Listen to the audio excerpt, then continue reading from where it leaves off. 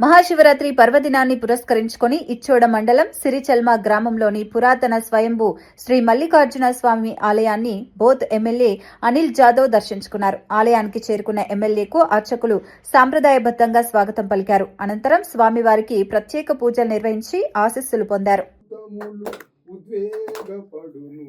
శివతాండవములు